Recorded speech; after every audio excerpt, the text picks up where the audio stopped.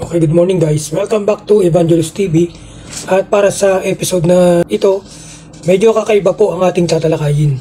Dahil ito ay tungkol po sa aking panaginip last August 2, 2024. Marami po akong panaginip na documented. Nandyan po. Dinodocument ko po yan as long na naaalala ko at medyo kakaiba. Nare-recall ko po siya in detail at nire-record ko po siya. So, documented po siya. Simula yan nung mga naalala kong panaginip nung ako ay 7 years old. Pero ang i-discuss ko po sa inyo ngayon, ang recent na panaginip ko last August 2. Dahil ito ay medyo kakaiba at para sa akin nakakabahala. Hindi ko lang po alam kung ano ang interpretasyon ng iba tungkol dito. I-share ko lang po itong panaginip ko. Baka sakali po na meron pong nakakaunawa or makaka-interpret. Okay, babasahin ko po. August 2, 2024. Tila ako ay nasa isla, matigas na kayumangging lupa ang aking kinatatayuan. 50 meters mula sa aking pwesto ay may buhanginan. Dito humahampas ang banayad na alon, subalit di kalaunan ay nagagalit ang alon paunti-unti. Gusto ko i-video ang hampas ng alon para ipakita, subalit wala pala akong dalang cellphone. Sa aking likuran ay may paahon na lugar. Kahalintulad ng Sagrada ang paakyat na lugar na ito. Yung Sagrada po, yung sa norte, yung sa Baguio po. Ganun po yung itsura ng paakyat na lugar. Malalaki, tipak ng puting bato na magkakapatong. Sa unang tingin ay parang kasintaas lamang ng 3 to 5 palapag, 3 to 5 stories of building. Habang ako ay nagmamatsyag sa alon, dumating ang aking misis. Hindi ko maalala kung pinapauwi ba niya ako o inaalam lang ang aking sitwasyon.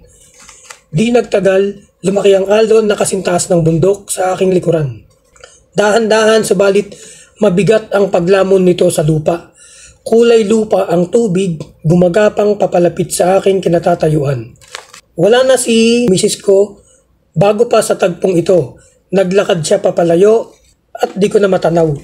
May isang lalaki tumawag sa akin at inaya ako umakyat sa bundok dahil yun daw talaga ay para makaligtas mula sa tsunami. Umakyat ako kinakabahan dahil mahirap ang apakan sa mga batong pahon. Makitid, madulas at maputik ang mga bato na pwedeng apakan.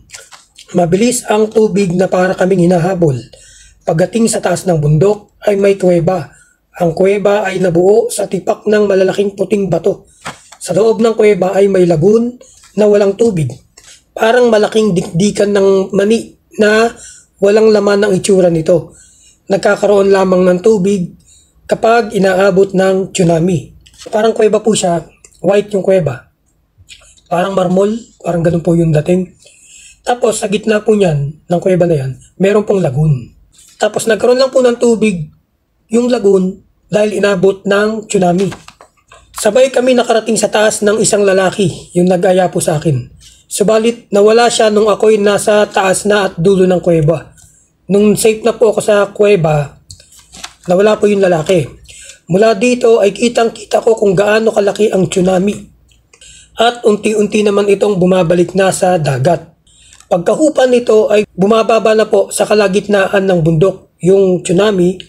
Sa gilid ng bundok, sa ibaba ay may malinaw na sapa katulad sa daraitan. Siguro kung may nakarating na po sa daraitan, ganun po yung itsura.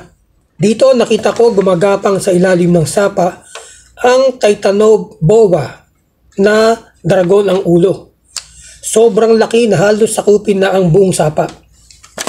Napakalaki po nitong Titanoboa na to, no? Parang sinasako po niya yung sapa sa daraitan. Ganun po kalaki. Nakita ko ang misis ko at ang anak kong lalaki malapit sa kinatatayuan ko. Nilapitan ko sila at nakita ko sa video sa cellphone ng aking anak na lalaki na dinaanan siya ng alon subalit hindi siya natinag. So, nakita ko po dun sa cellphone ng aking anak na siya ay, kumbaga na videoan na siya ay dinaanan ng malaking alon subalit hindi siya natinag. Niyakap siya ng aking misis sa tuwa at pag-aalala. Karamdam ako ng kapanatagan dahil ligtas ang aking mag-ina.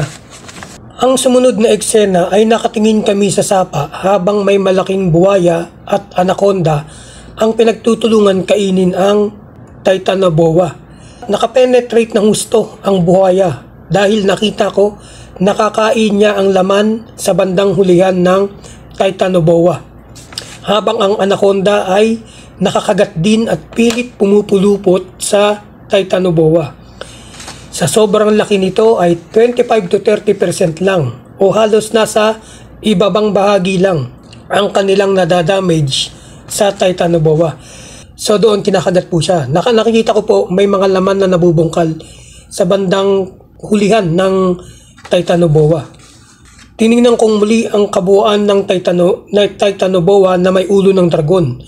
At ako'y namanghang muli sa laki nito. Sobrang laki po nung ahas na ito na may ulo ng dragon. Subalit hindi po nagtagumpay ang buhaya at ang anaconda dahil nakaalpas ito mula sa pagkakapulupot at pagkakakagat at tuluyang nakalayo patungong silangang direksyon. Kung baga sa ganito po, no? Kung ganito kalaki yung Titanoboa, yung anaconda at yung buhaya, nandito po sila nagpe-penetrate. Dito po, kinakain po nila yung bandang hulihan na ito. So gumaganon po siya, tapos hanggang sa nakaalpas, naiwanan po yung buhaya at ang anaconda. Nakaalis po ang Titanoboa patungong silangan po. Bali yun po yung aking panaginip last August 2. Hindi ko po alam kung ano pong pakahulugan nun or kung mayroon bang kahulugan. Baka meron pong makapag-interpret. Sulat na lang po sa comment section at maraming salamat po. Huwag niyo pong kalimutan mag-like, share and subscribe sa aking YouTube channel. Ito po ang Evangelist TV at nagpapaalala po sa inyo that let us be the Eucharist to others.